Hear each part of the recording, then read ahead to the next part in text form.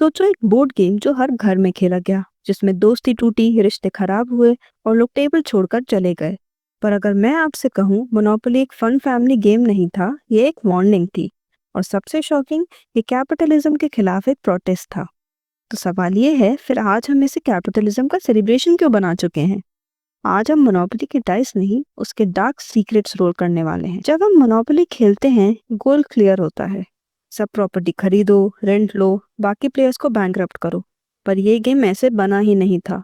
1900s के early America में real estate speculation, landlords और रेंट एक्सट्रैक्शन मिडिल क्लास को क्रश कर रहा था।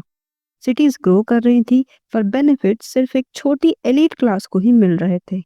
इसी इनजस्टिस को समझने के लिए एक बोर्ड गेम बनाया गया। नाम था द लैंडलॉर्ड्स गेम।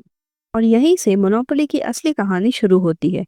मीट लिजी मेजी, एक फेमिनिस्ट, एक राइटर, एक सोशल एक्टिविस्ट और आयरॉनिकली मोनोपोली की असली क्रिएटर।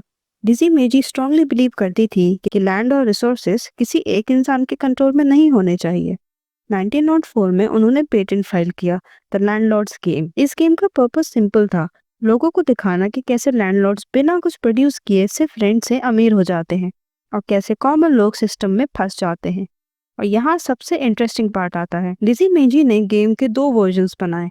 पहला था प्रोस्पेरिटी रूल्स, सब प्लेयर्स साथ में ग्रो करते हैं, वेल्थ डिस्ट्रीब्यूट होता है। जब एक प्लेयर सक्सेसफुल होता है तो सबका बेनिफिट होता है, बेसिकली कोऑपरेटिव इकोनॉमी। और सेकंड था मोनोपोली रूल्स, एक प्लेयर सब कुछ ओन करता है, रेंट से बाकी सब डिस्ट्रॉय हो जाते हैं। गेम तब खत्म होता है जब सिर्फ एक विनर बचता है। लिजी चाहती थी कि जब लोग दोनों वर्जन्स खेलें, उन्हें खुद समझ आए कौन सा सिस्टम फेयर है और कौन सा डिस्ट्रक्टिव। पर हिस्ट्री ने यहीं पर सबसे बड़ा ट्विस्ट लिया। 1930s, ग्रेट डिप्रेशन का time. America already economic pain में था। तब सीन में आता है चार्ल्स टैरो। उन्होंने एक वर्जन देखा जो लोग इनफॉर्मल तरीके से खेल रहे थे। उसी गेम को थोड़ा पॉलिश किया और खुद को इन्वेंटर डिक्लेयर कर दिया। अब पाकर ब्रदर्स, उन्होंने टैरो को क्रेडिट दे दिया। लिजी मेजी का नाम बस एक फुटनोट बन गया। पाकर ब्रदर्स ने लिजी का ओरिजिनल पेटेंट चीपली बाय किया और उसके एजुकेशनल एंटी कैपिटलिस्ट मैसेज को क्वाइटली बरी कर दिया। गेम को रीब्रांड किया गया एज अमेरिकन ड्रीम सिमुलेटर। सोचो आयरनी को, जो गेम कैपिटलिज्म को क्रिटिसाइज करने के लिए बना, आज वही कैपिटलिज्म का सबसे पॉपुलर सिंबल है। आज मोनोपोली हमें क्या सिखाता है? होल्ड करो, कंपटीशन में क्रश करो, विनर टेक्स ऑल। और हम हंसते हुए खेलते हैं बिना ये सोचे कि हम वही सिस्टम सेलिब्रेट कर रहे हैं जिसके खिलाफ गेम बना था। हर बार जब कोई प्लेयर बैंकरप्ट होता है, लिजी मेजी का मैसेज साइलेंटली ट्रू हो जाता है। यहाँ एक बहुत कम लोगों को पता होने वाली बात है। 1930s और 1940s में द लैंडलॉर्ड्स गेम का ओरिजिनल कॉन्सेप्ट सीक्रेटली यूज किया जा रहा था यूनिवर्सिटीज और इकोनॉमिक क्लासरूम्स में। यस, मोनोपोली सिर्फ लिविंग रूम गेम नहीं था।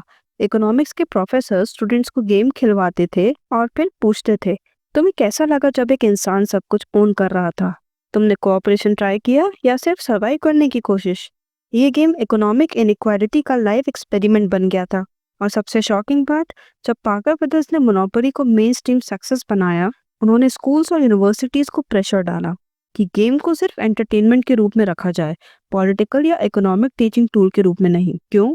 क्योंकि अगर लोग समझ जाते कि गेम का असली मैसेज क्या था, तो मोनोपोली सिर्फ एक प्रोडक्ट नहीं रहता, वो एक आइडियोलॉजिकल थ्रेट बन जाता। एक और आयरनी सुनिए, आज मोनोपोली में free parking bonus money rule popular है, लेकिन ओरिजिनल गेम में फ्री पार्किंग का कोई रिवॉर्ड था ही नहीं। ये रूल बाद में ऐड हुआ ताकि गेम ज्यादा फन लगे और कैपिटलिज्म थोड़ा लेस क्रूअल दिखे। बेसिकली सिस्टम को सॉफ्टन कर दिया गया ताकि मैसेज हाइड हो जाए।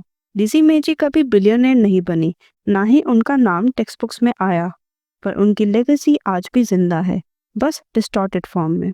मोनोपोली हमें सिर्फ गेम नहीं सिखाता, ये हमें बताता है कि हिस्ट्री कैसे वाइट वॉश होती है, आइडियाज कैसे स्टील होते हैं और पावर कैसे नरेटिव कंट्रोल करती है। सवाल ये नहीं है कि मोनोपोली बुरा गेम है या नहीं, सवाल ये है, क्या हम सच जानते हुए भी सिर्फ डाइस घुमाते रहेंगे?